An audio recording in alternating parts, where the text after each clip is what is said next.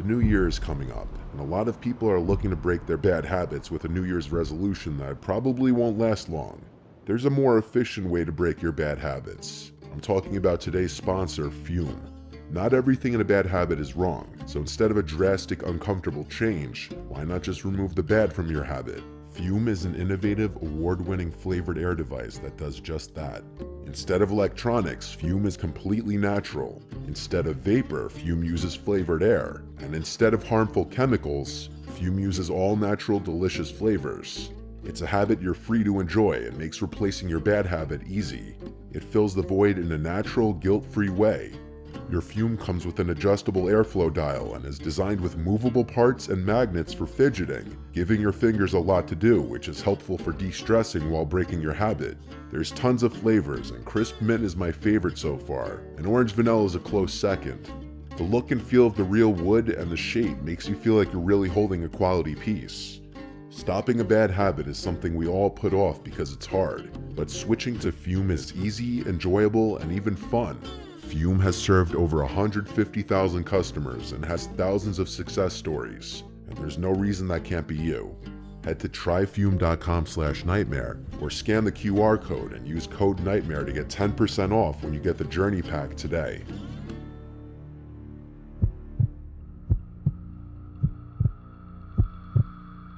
I own 3 pieces of real estate, 2 of which I rent out on Airbnb.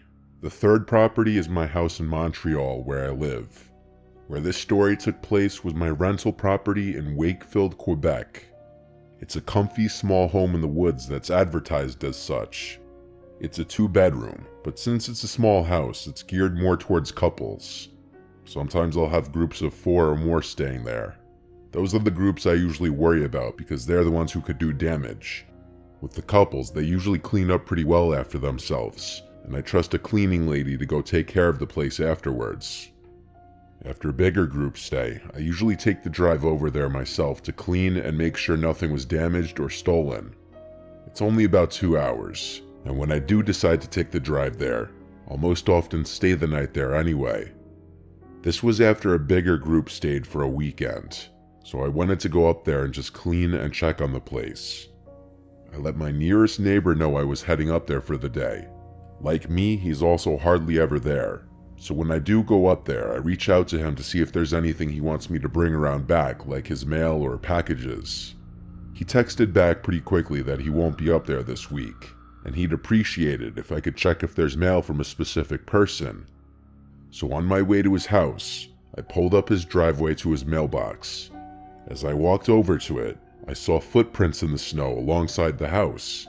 Before investigating that, I checked his mailbox, and there were just a few junky-looking envelopes, like credit card offers. I told him there's no mail from the person he mentioned, and then I let him know that someone had walked on his property. It wasn't the mailman because the footsteps came from the woods, approached the window, and then walked around to the back. He called me, and he told me to check where the footprints led to. I followed them all around the house, and then they led off into the woods on the other side of the house. He said as long as they didn't break in, I don't give a shit. So I left and drove the remaining minute up the hill to my house. The second I got out of the car, I noticed a bunch of footprints in the snow around the property. The guests left a couple days ago, and it had snowed there the day before I arrived, so it was a little interesting that their footprints didn't fill in yet. There was more snow coming tonight, so they'd surely be filled by tomorrow. The first thing I did was change the security lock on the front door for the next visitors. Walking into the house, it was kind of a mess. They left the sink full of dishes and glasses, the garbage bin was full, and cans of pop and beer were everywhere. Some guests are like this because they figure, hey, we're paying a cleaning fee anyway. I triple-checked everything to make sure nothing was taken or missing, and then I began cleaning. I had music playing as I cleaned, but even over the music, I heard something from outside. My house is all the way up on a hill surrounded by woods. No one should ever be here. I turned off the radio, and I heard footsteps in the snow right outside the house. They just passed a window, now going to the backyard. I went to make sure I locked the front door, and then I didn't make any noise. Whoever was out there had to know I was here because my car was out front. After like 20 minutes of sitting in the living room, I decided to get up and go outside to look around. Sure enough, there was a fresh trail of footprints circling the house.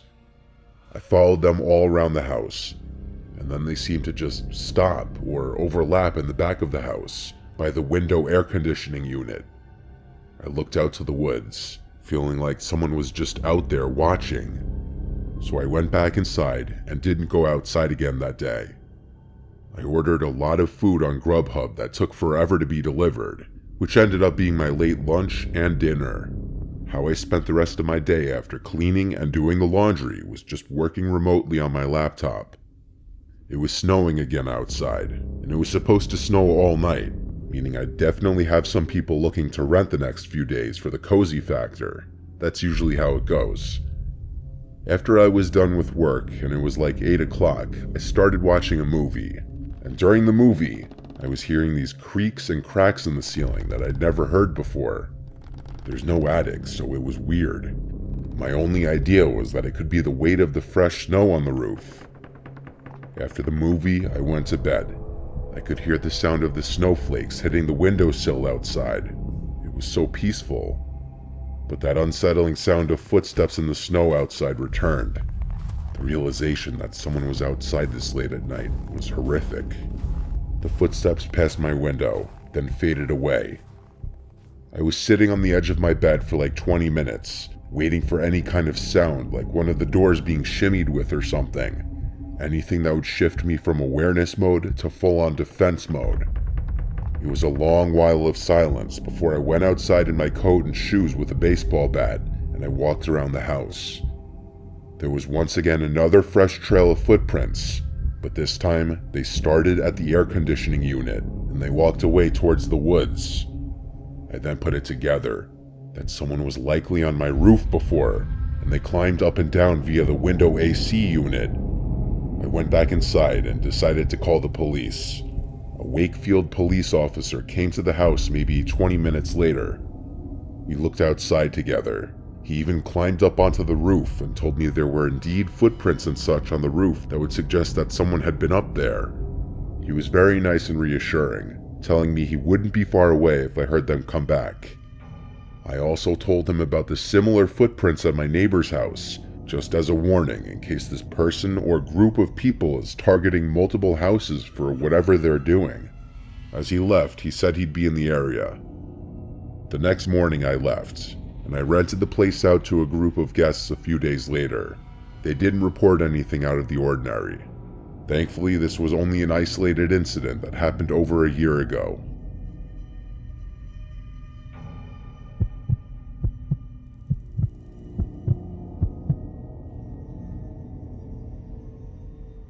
This is something that happened when I was, of course, home alone when I was a kid.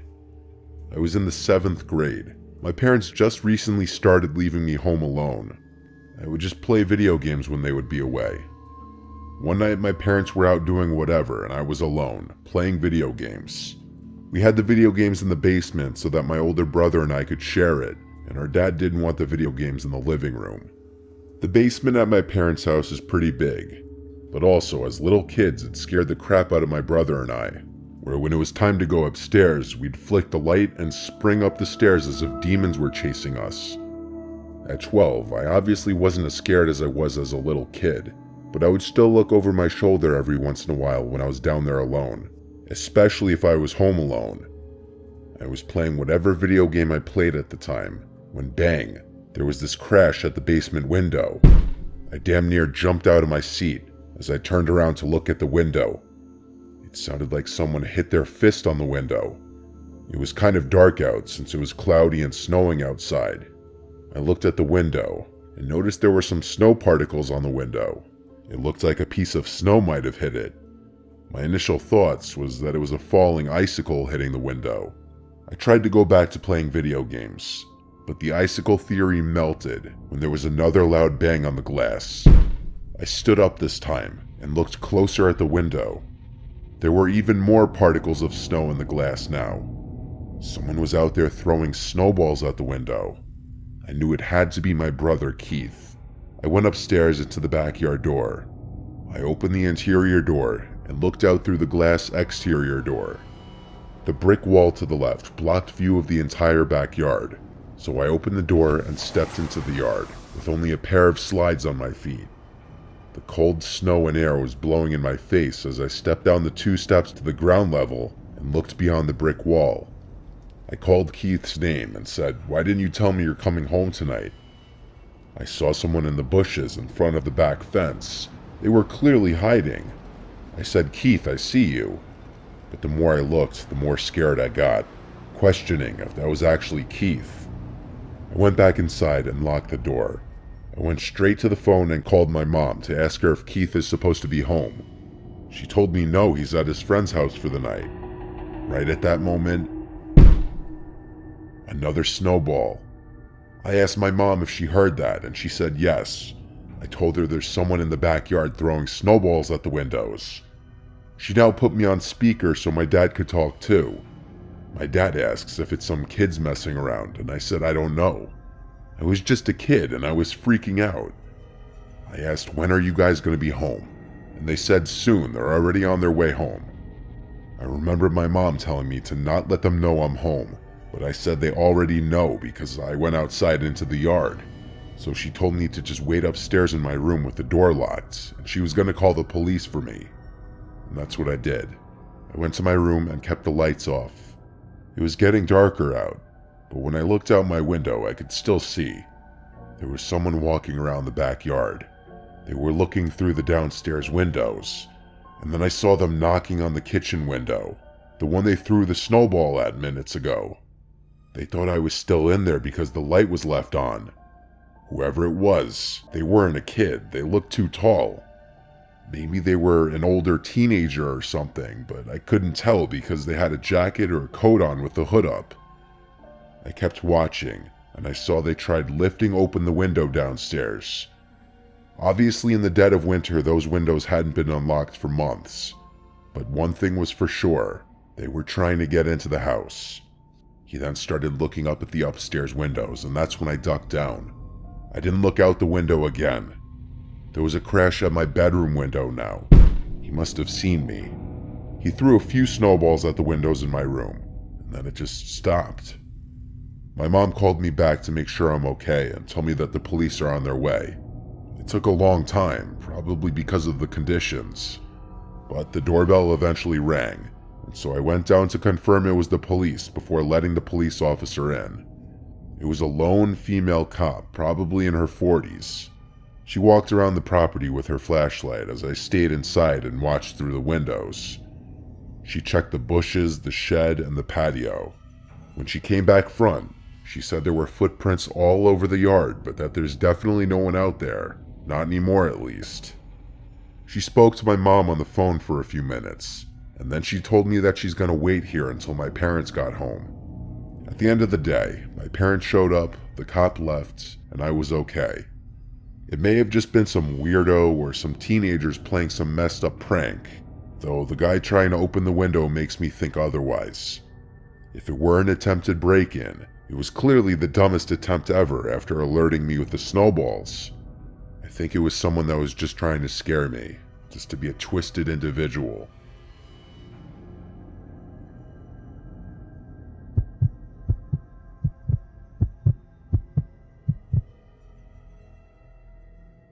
Many years ago, I went with my girlfriend Trish, my friend John, and his girlfriend Katie to the Colorado Rockies in the dead of winter. John is a longtime friend of mine who I love to do outdoor activities with, like hiking, snowboarding, and mountaineering. John's family owns a cabin there, so we stayed there for a couple nights. We picked a weekend with snow in the forecast. When we arrived to the cabin, there was already snow on the ground, but there was more snow in the forecast for the next day. The first night we got there, we all unwinded by jumping in the hot tub and having wine. The cabin is very remote in the middle of the woods. There were small snow flurries falling from the sky that night while we were in the hot tub. It was a sign of what was to come tomorrow. The next day, we all woke up to see it lightly snowing outside, lighter than the forecast had let on. Not much new snow had accumulated on the ground yet, but we still held out hope that it would continue to snow throughout the day. John fueled up the quad his family had in the big shed out back. We had to jump it with my car initially, but when it was up and running, we took turns riding it around the trails on his property. This went on for hours, as his property is massive. It has big openings perfect for drifting and doing donuts, and then it has tight, winding trails to ride through. Throughout this foggy day, it was snowing, but earlier in the day it was a light snowfall. John rode around with Katie for a while Trish and I were outside sledding down this big hill on the property. After a while of this, we all went out for lunch. I took my pickup truck there, so getting around in the snow wasn't an issue. By the time we got back, the girls were ready for a nap. John and I said screw that, and we put on our hiking gear and went into the woods, climbing one of the trails we had been riding around on the quad. This trail went way up the mountain though, past John's property, so we began to climb. Both of us are really fit, so we're used to this kind of thing, but for the average person, hiking an uphill in the snow with heavy boots on can get very tiring. We hiked for about half an hour to an hour up the mountain before we made it near to the top.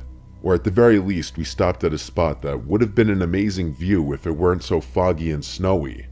All we could see was white. We took a break up here though and sat in the snow. The snow was starting to come down a lot harder now. The forecast was right. I asked John for like the third time, "Are you sure you know how to get back?" And he said yes, absolutely. So he led the way back down the mountain. It was a full-on blizzard at this point, so we picked up the pace. Luckily, going down is a lot easier than going up. At some point as we were descending, I heard this moaning, humming type sound coming from behind us out of nowhere. I told John to stop and asked if he heard that. He said no. We stood still and waited. Then it happened again. There was this rumbling, moaning type sound coming from not far behind us. It didn't sound like an animal, it sounded human. We both turned and started going quicker down the mountain after hearing it. I said, "What is that?" And he said he has no idea. I started to hear footsteps from behind us. I said to John to stop again, and then we stopped and listened. You know how it's dead silent during a snowfall? Well, that's why it was so easy to hear footsteps from behind us. It was so foggy and the forest was so thick, however, that it was near impossible to see whoever it could have been. John said that was definitely not the sound of an animal, and no animals would be following us, especially when we're making noise. I suddenly felt a vibrating in my coat pocket. I took out my phone and saw Trish was suddenly blowing up my phone. She must have been trying to reach me, but I didn't have service until now, and all her texts sent at once. As we continued to walk, I took off my gloves so I could answer what she was saying, but as I read her texts, I started to worry. She was asking if that's John and I outside of the cabin, and that they're scared to go out there. I replied the best I could with my wet fingers, "What do you mean?" It didn't deliver. I tried calling, but it went to voicemail. I lost reception again. I told John about the text, and said we have to hurry. All the while, we kept hearing humming and moaning sounds not far behind us. We were basically running at this point, all the way down back to the cabin. We finally saw the lights of the cabin through the quickly darkening woods. We got to the cabin and knocked on the door for the girls to let us in. Once inside, the two of them started talking over to each other, trying to explain what happened. Basically, what they told us was that they saw two people walking around outside like 10 minutes ago, one of them stopping by the window and looking in. They were too scared to go over and shut the blinds until we got back, so they stayed hidden in one of the rooms. John went to his dad's room to get a gun. All the blinds were closed now. The problem was we still had to go out for dinner, so John and I went outside after tensions cooled. He brought the gun with us. We looked around quick, then told the girls that it was clear to come to the car. We didn't bother telling the girls about the sounds in the woods because it would just further scare them. We went to a diner, then came right back. We skipped the hot tub tonight and instead had a movie night inside. It was interrupted by a loud and aggressive knock at the door. We all looked at one another, and I could see the fear in everyone's eyes. John grabbed the gun off the table, and he came back over to us. Whoever was out there knocked again. John asked if he should threaten to shoot them. I said no, we should just remain quiet. There was never a third set of knocks. The girls went to the bedrooms, while John and I stayed in the living room, waiting in silence for about half an hour. He had the gun loaded, though I know he was hoping he wouldn't have to use it. The two of us opted to sleep in the living room that night so that we would be able to hear anything. We made it through the night. The next morning we all packed up. I helped John clean up and put everything back into the shed outside. Then we left. But the really weird part was that there were no footprints at all in the snow outside the next day. It's possible that they were filled in by the new snow, but still, it seemed weird. Whatever was going on there that night couldn't have been good.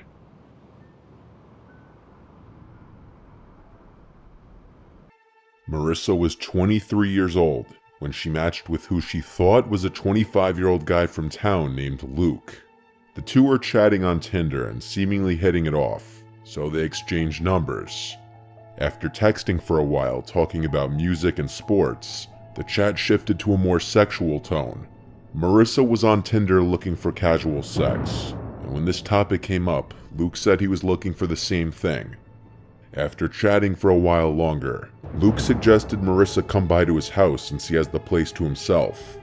Interestingly, Luke didn't give an address until after he asked Marissa what area she's from, and when she did, he gave an address that was conveniently close to her, walking distance as a matter of fact. Before agreeing to come over to Luke's house though, she requested they have a phone call first. The two had a phone call, and Luke sounded like a normal, young guy. They joked around on the phone for a bit, until Marissa was comfortable enough to agree to go over. Deciding to go early, just to pass the house and scope it out first, Marissa walked about 10 minutes through the neighborhood until she got to the block.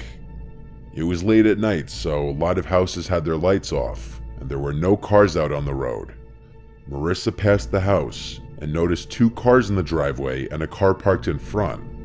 All the lights were out. It didn't look like a house with just a guy alone. This was already a red flag, so she went back down the block and texted him, "I'm almost there." He replied, "Oh, you're early. Almost ready, walk slow."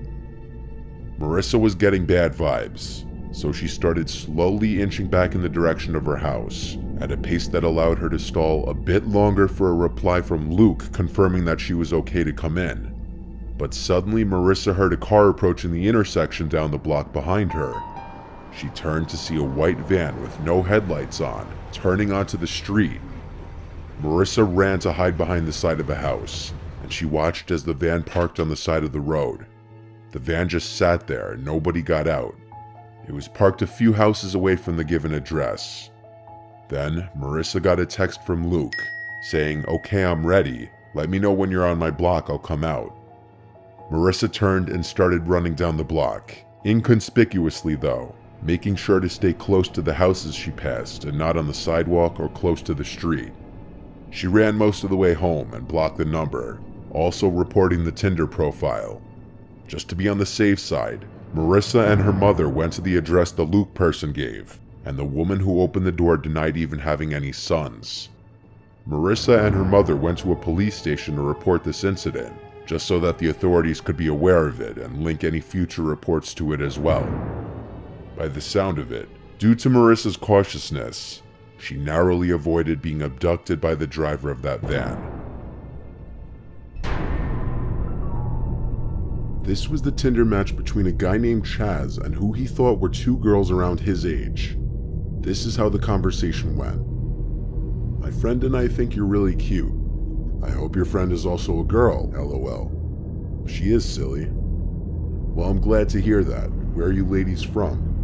Then they share their locations, which aren't far. The other profile asks, "Are you busy tonight?" "Yes, I am. I'll be hanging with you two."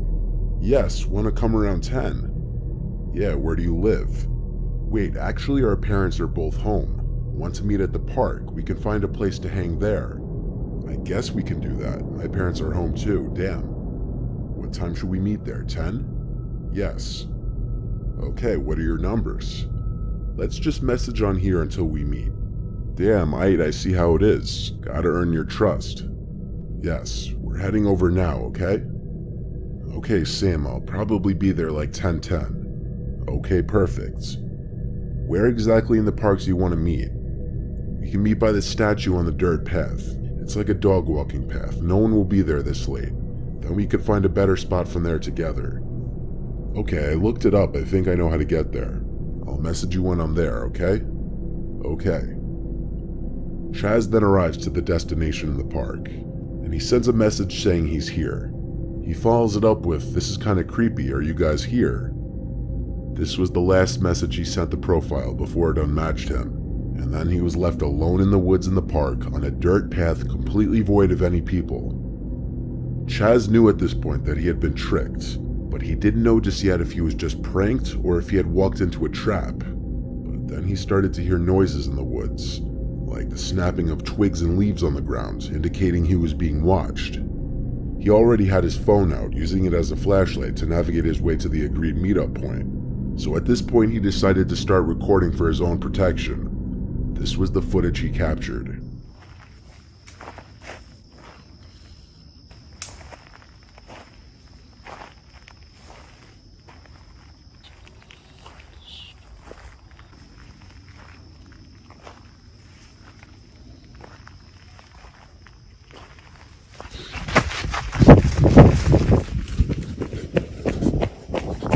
In this footage, you can easily see that as he pointed his light into the woods where he heard another sound, it revealed someone in the woods, who then started to run out from the trees and chase after Chaz.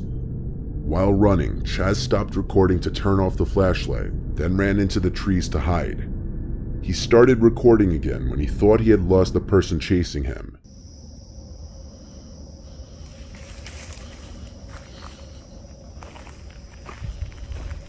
He kept recording the rest of his way out of the park and back to his car to have video evidence of anything in case of a worst case scenario. Luckily, Chaz made it back to his car and home in one piece. He tried reporting the profile to Tinder just based off the screenshots he took, but Tinder got back to him saying they're unable to find any profiles that match the description or pictures. Chaz was obviously not wise to enter a suspicious situation like this. The other profiles' refusal to give their number, as well as meeting anyone for the first time in a park by the woods at night where nobody else would be around, are two major red flags that this was some kind of trap. He was lucky to have gotten away. The girl who submitted this to me wasn't the one to match this profile, rather it was her friend Maddie.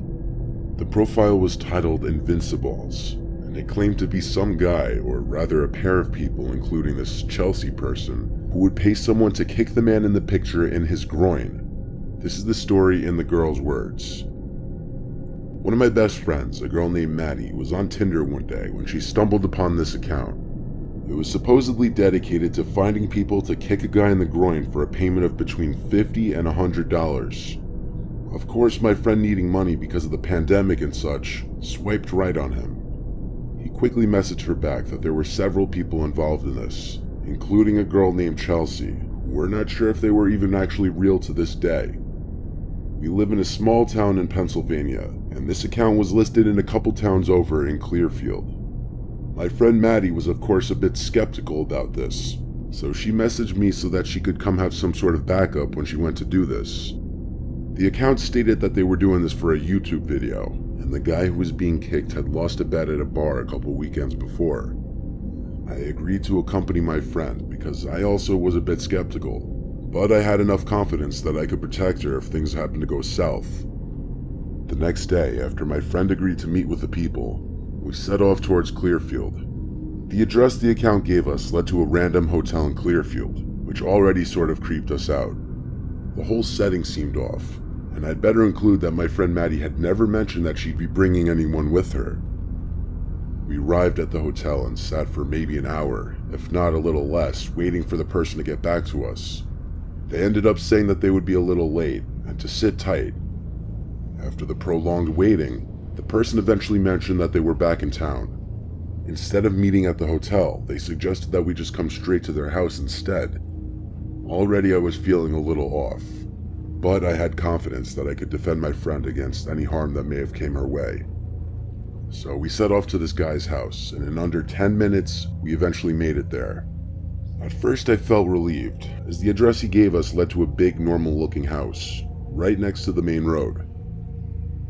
But upon further investigation, there was a creepy-looking shed behind the house, with an even creepier-looking man peering from out the side of the door to the shed. My friend Maddie parked in front of the shed, and she told me to wait in the car, which immediately screamed the worst things to me, but I trusted her to read the situation and know what she was doing. After all, getting paid money to kick some random guy in the nuts, it sounded like a dream. The guy left his shed, looking even creepier than before. He was skin and bones with hair hanging past his shoulders. He also seemed nervous and twitchy, not at all like the guy in the Tinder profile. I heard her ask him, "Hey, I brought my friend along just as a precaution, is that okay?" And in that instant, I watched his expression drop, which screamed another red flag to me. He stuttered out, "Yeah, that's fine, I guess." So I got out of the car and followed her, knife in my pocket in a hurry, and we stepped inside the shed, to which point I immediately began to regret mine and her decisions up until that point. The shed was filthy. It was cluttered with random items and boxes, with a toilet sitting in the corner. The guy, who I quickly realized must be an addict by the way he was acting, very nervous and twitchy, was now standing solemnly in the corner, setting up his laptop to record this event. We made some very awkward small talk as he was doing this, at which point I noticed something else that bothered me. This random guy had Snapchat installed on his computer, which is what his friend Chelsea was messaging us from. I could just be paranoid, but something about this told me that he was actually Chelsea, and he needed another device to Snapchat her on to make it seem like he was someone else. After he set it up to record, he seemed angry and tense, as if he didn't actually think he was going to get kicked in the groin that day. He turned around and my friend went about her business with him, and promptly after he asked in a shallow voice, "So what are you guys doing tonight? Do you guys smoke?" referring to weed. We both quickly replied no, and that we had other things going on, despite the fact that we both do smoke. Maddie quickly collected the cash from him and we left. Now this might not all seem off to a regular person, but I can't help but feel like if I wasn't there, then something bad would have happened. After we left, my friend had mentioned that before we got there, this alleged Chelsea person had offered to rent a hotel room and buy her pizza. I don't like to think about what would have happened if I wasn't there, but deep down I know that something way more malicious had been planned.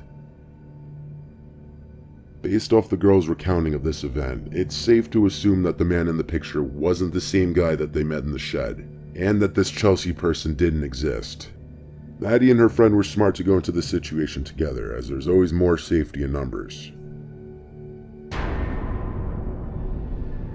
This last one is another example of why you can never be too careful with online dating. This was submitted by Jeremy, and this was his Tinder match. He matched with a girl named Mia, who was in the same high school class as him. Their conversation went as follows. "Hey, long time no see." "I know, hey. How have you been?" "Not bad, and you?" "I've been good, just working a crap ton." "You still talking to anyone from high school?" "No, not really. I was happy for high school to be over."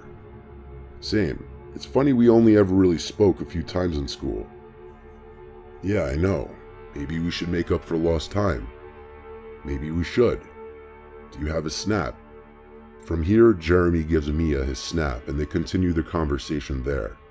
Jeremy didn't take any screenshots from the Snap conversation, but basically from there, they continued to talk about life after high school. Then they escalated to talking about linking up somewhere and chatting in person. They agreed to meet in a nearby parking lot behind a strip mall where nobody goes at night. Jeremy was ready to go basically right away, not needing much time to get ready. Mia, on the other hand, said she wouldn't be able to get there for another hour and a half at least. She claimed she was with friends and couldn't just ditch them, so they set up a meetup time for 12 behind the strip mall. It took Jeremy only 5 minutes to get there, as the lot is in the same town that the two live. He sat there in his car waiting for her for about 20 minutes, receiving apologies for being late every few minutes on Snapchat. Eventually, headlights appeared from around the corner and approached slowly, then stopped not too far from Jeremy's car. Mia snapped him a picture of his car saying, "I think I see you." So Jeremy stepped out from his car. He then realized the car looked to be a small Honda or Hyundai, when in reality the car that was posted all over Mia's Instagram was a Jeep Cherokee. Immediately, Jeremy went back into his car and went to DM Mia on Instagram. Meanwhile, the car outside was honking at Jeremy. He opened Snap and messaged her, "Hey, step out from your car and let me see you for a second." They opened it, took half a minute to reply, then said, "I don't want to, it's so cold out, what's wrong?" At this point, Jeremy knew something was off, so he got in his car and started driving home, but the car was following him, honking the horn. Jeremy decided to get on the highway, at which point the car behind him tailed off and disappeared. Jeremy pulled to the side of the road to block the Snapchat account, but they had already beaten him to it. He went home, and by then he had gotten a DM back from the actual Mia. This is how their conversation went. Jeremy opened with this: "Hey, this may sound really weird, but did I match you on Tinder?" She says, "Hi, no, why?" Jesus, long story. "I matched someone catfishing as you, and we talked for a while about high school. I really thought it was you. I met up with the person running the account in a parking lot, but it was some random car, not your Jeep, so I drove away." Then he sent screenshots of the conversation.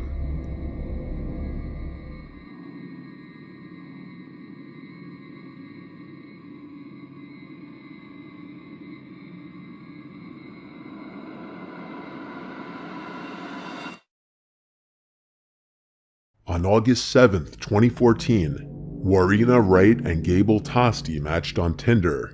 Gable wasn't her usual type, looking like a man who spends way too much time on his appearance, but he reminded her of Sam Winchester, a character in Supernatural, one of her favorite TV shows. Gable opened with a raunchy and aggressively forward message saying, "You look delicious, I want to do dirty things to you." To which Warina responds, "Does that usually work?" Gable then sends, "Can you be a freak in the sheets?" To which she says, "Probably not, depends." Gable says, "What does it depend on?" And Warina responds, "What I've had to drink, lol. Gable keeps the conversation sexual by replying, "Let's get drunk together, I'm a porn star after a few drinks." Warina gives Gable her number after the two exchange a few more messages, and a week later, they meet for the first time in the Cavill Mall.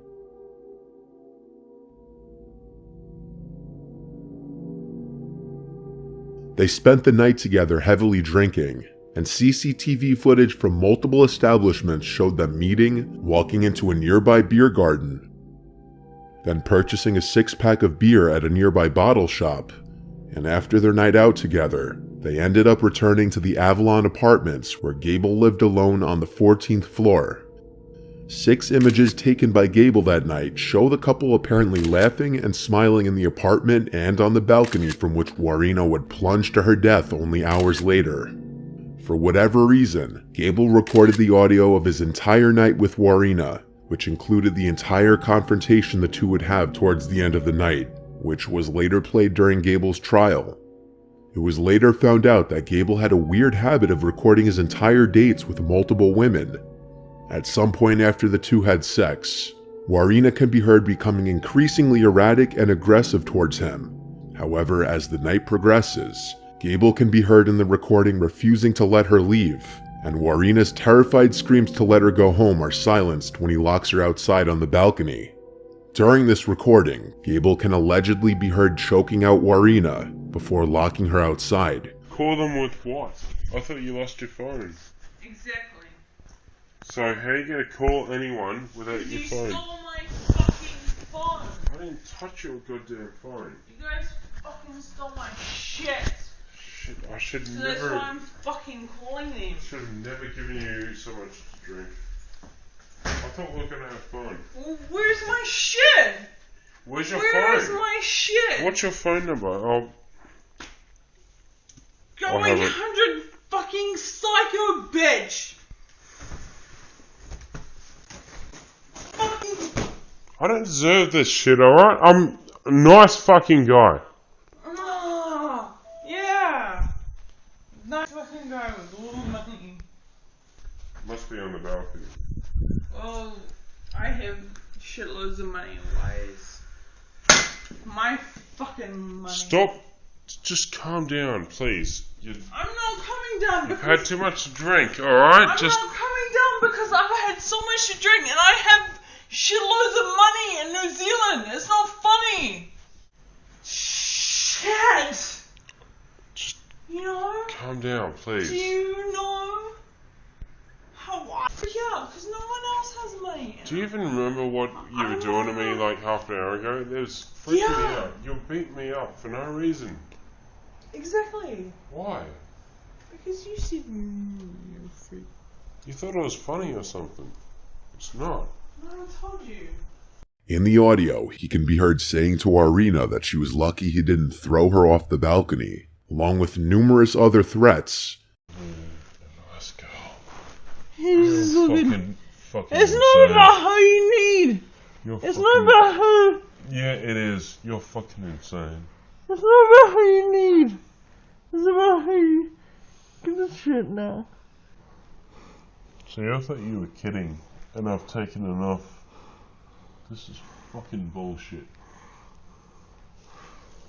You're lucky I haven't chucked you off my fucking balcony, you goddamn psycho little bitch. Who the fuck do you think I am? Yeah, do you Muay Thai now? What? What? Got something to say? Say it. Yeah. Say it. Who the fuck do you think you are? No! Hmm? No! No! You're No! trying to kill me, huh? No! Why'd you try to hit me with that? No! Huh? No! No! No! No!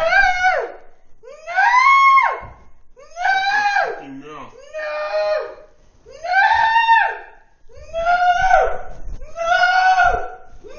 It's all on recording, you know? It's all being recorded.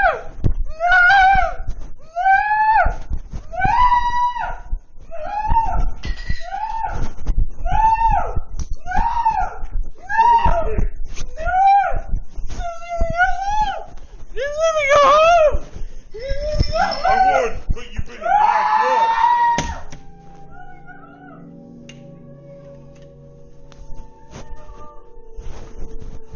It's apparent that both Gable and Warina were very drunk, with Warina sounding a lot drunker than Gable, slurring all of her words.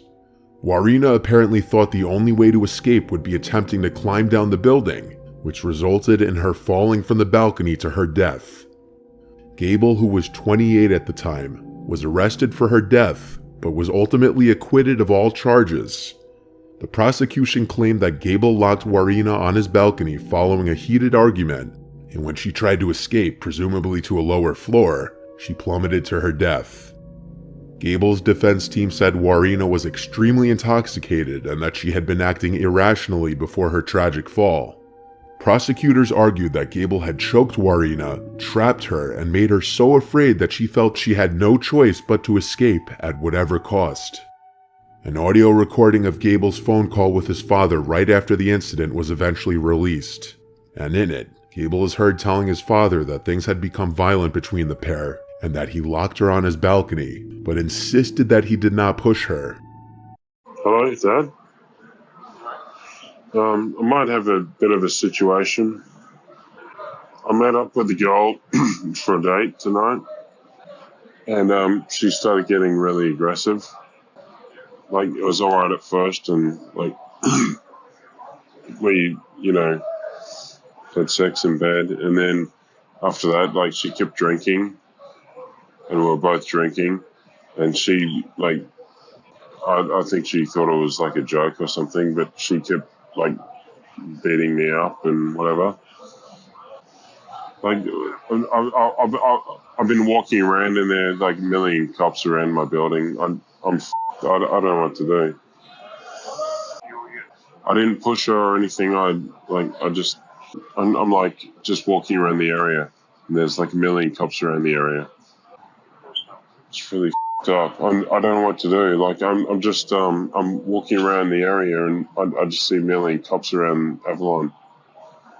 So this is really fucked up. Why does this shit keep happening to me? Like I swear to God, I didn't push her or anything. I just chucked her out on the balcony and shut the door because she was beating me up. According to a downstairs neighbor, loud arguments with women could be heard quite often from Gable's apartment, hinting that this kind of thing was a regular occurrence with him. Many people do believe that Gable murdered Warina, and there was public outrage when Gable was acquitted.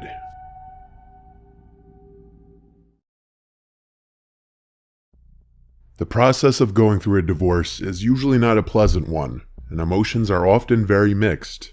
For some, a divorce can be a horrible time in one's life, full of grief and sorrow. But for others, it can be a hopeful time, a fresh start. For 39-year-old Jovi Pillipil, a nurse from Sydney, Australia, her recent divorce with ex-husband Alexander Villaluna was going to be a new beginning. Jovi posted on Facebook, "New Year, New Beginnings," accompanied by a smiling photo of herself. She had since posted on her Facebook of flowers sent by secret admirers and birthday cards and gifts from her 3 children, who called her the best mother there can be, and an independent mother and woman.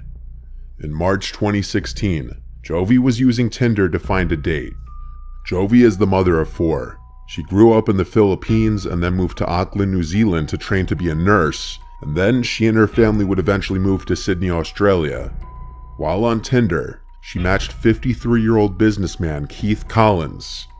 Keith had 3 children and 4 stepchildren. The two enjoyed chatting and decided to meet for a date. On March 30th, 2016, they went to dinner at a Korean barbecue restaurant. Just as they were finishing up, a man came up and put his arm around Keith. It was Jovi's ex-husband, Alexander. He asked Keith what he was doing with his wife. Keith said they were just having dinner. Then suddenly Alexander grabbed Keith by the neck with his left arm, and he used his right hand to stab him in the abdomen with a hunting knife. Jovi started screaming at him to stop, saying they were just having dinner. After stabbing Keith several times, Alexander turned his attention to his 35-year-old estranged wife. He stabbed her once in the chest and once again in the arm when she tried to defend herself. Keith had fallen to the floor and he was trying to get up. Alexander got on top of him and then using both hands, he punched the knife into his chest. He did this 5 more times. After stabbing Keith 11 times and his ex-wife twice, Alexander calmly walked out of the restaurant. Jovi began to run from the restaurant, and at first Alexander went after her, but he seemed to give up or change his mind and head back to the restaurant, where he sat by Keith's now dead body and waited for the police to arrive. He surrendered without putting up a fight to the arresting officer, and he admitted that he attacked Keith because he was having dinner with his ex-wife. Okay.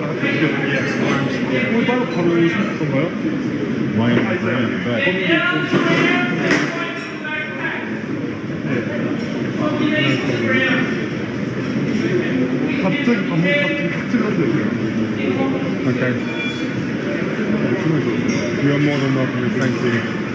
Cheers. Take it.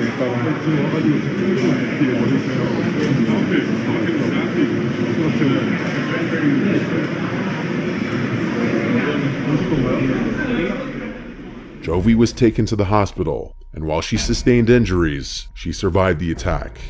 Alexander and Jovi had met 9 years earlier when they were both training to be a nurse in Auckland. They were both from the Philippines. Jovi claimed that Alexander was abusive from the start of their relationship.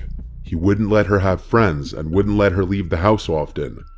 Jovi already had 3 children from a previous relationship in 2011. She had 1 son with Alexander. 2 years before Keith was murdered, Jovi left Alexander and got a restraining order against him. In response to this, he told her that he would kill her if she ever started dating another man. But he also said at a later time he would spare her life because of their son. In September of 2017, Alexander pleaded guilty to murder. When given the chance to apologize, Alexander said it was difficult to say he was sorry because he was still angry about what happened to him. It also turned out that he told the probation and parole service that Jovi blamed herself for the problems in their relationship. So according to him, she would have been happy to have been killed by him. Alexander also claimed he attacked Keith in self-defense. However, CCTV footage clearly showed that he was the aggressor. The judge said the most heinous part was when he attacked Keith while he was already on the floor bleeding to death. In October of 2017, Alexander was sentenced to 40 years in prison, and he'd have to serve at least 30 years before he could apply for parole. He'll be able to apply for parole on March 30th, 2046, when he's 74 years old.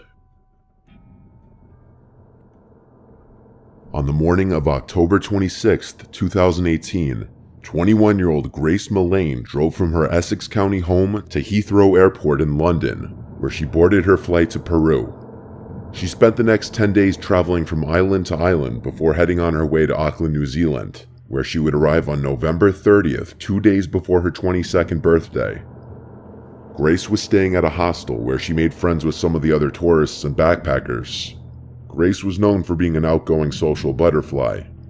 She spent the rest of the night on the 30th taking it relatively easy, and decided to start swiping on Tinder looking to meet someone, maybe make some local friends while she visited. She swiped until she connected with somebody named Jesse, and the two began to chat. Grace and Jesse made plans to go on a date the following day, and so on December 1st, 2018, Grace's bunkmates watched as Grace got ready and left the hostel to head to her date with Jesse. A few hours went by, and at some point in the evening, Grace sent a message to a friend back home stating that the date was going really well and she felt a connection with Jesse. However, it wasn't long after this message that Grace's phone and social media activity went silent. The next day was her birthday, and many of Grace's family and friends went on to send Grace happy birthday wishes, but she never replied to any of them. And as the days went on, everybody became increasingly concerned. And so on December 5th, 2018, Grace's family reported her missing to Auckland law enforcement. They clarified their concern by pointing out that Grace was actually carrying 2 cell phones while she traveled just in case there was ever an issue with one of them, so that way she would still be able to stay in touch. Both of Grace's cell phones had been going directly to voicemail as of December 2nd. Grace's father traveled to New Zealand to do some searching of his own. CCTV footage caught Grace leaving her hostel at exactly 5:37 p.m. She then walked to a bar and casino known as Sky City, which was fairly close to her hostel, and she waited there for a few moments until she's seen meeting up with and hugging Jesse. The two of them then went into Sky City for approximately 90 minutes while they had some drinks together, and things appeared to be going really well and the two appeared to be hitting it off. They continued their date onto the next bar, known as Mexican Cafe. They had a few more drinks at the Mexican Cafe, and then they continued on again to another bar known as the Blue Stone Room. While at the Blue Stone Room, things appeared to become more intimate between the two. They can be seen kissing multiple times, before Jesse made a quick trip to the bathroom. This is the exact moment that Grace messaged her friend back home that she was having a really good time with her date. Jesse then returned, and the two eventually left the bar at 9:40 p.m. The two are seen holding hands and walking towards a building known as the City Life Hotel, where Jesse rented an apartment. The two can be seen entering the elevator of the building and exiting on the floor of Jesse's apartment. This is the last moment that Grace was seen alive. The next morning on December 2nd, Jesse is then seen entering the elevator alone and exiting his apartment building. He's then seen purchasing a handful of cleaning supplies as well as a new large suitcase. He places the new purchases inside his apartment, and then he leaves the apartment again. He then jumps in a taxi and gets a ride to a local car rental facility where he rents a vehicle and heads to another bar in the area to meet up with a second Tinder date the day after murdering his previous Tinder date. This date became uncomfortable very quickly, and she decided to end things because she found him really creepy after he had been talking about the best places to hide a dead body. When the date was over, Jesse stopped by the front desk of his apartment building and asked if he could borrow a Rug Doctor carpet steam cleaning machine. He brought it up to his apartment and spent a couple hours in there before appearing on camera again. He's then seen bringing a hotel luggage cart up to his room, and shortly after, reappearing in the elevator with the luggage cart loaded with his new suitcase and many other small suitcases. He then brings the luggage cart down to his rented vehicle and loads everything inside.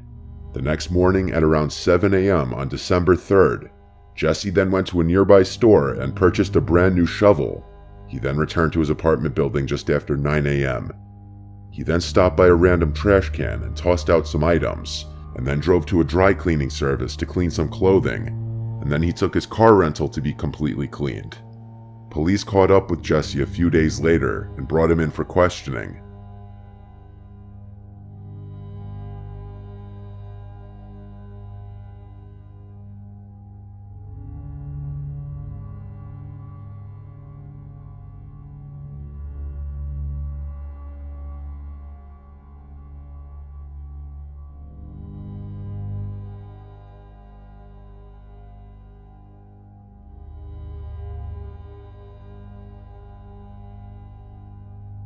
The police believe that Jesse was involved in some way due to the substantial amount of evidence against him.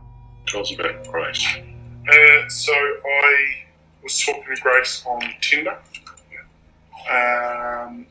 We'd matched on Friday. I saw that we'd matched the next day on Saturday. How did the evening pan out? Yeah, pretty good. I didn't initially know that she was real. What do you mean? Well, there's a lot of... So have you heard of catfish?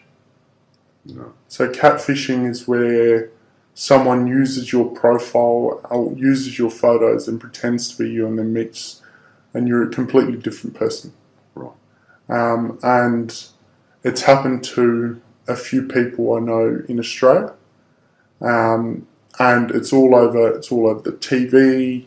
So I thought, you know what, if I meet at Sky City, at least I know that there's lots of people around. So if it is someone that it's not, then I can just walk away. How did the evening sort of come to an end? There was a hug and a kiss on the cheek, and a thanks, no, nice meeting you. And then I said, let me know about tomorrow. And she said, okay, and then she kept walking. We actually don't know if she's been murdered or not yet. She may be alive and well. Okay. But she might also be dead. Okay. Okay? And it could be that you've done it.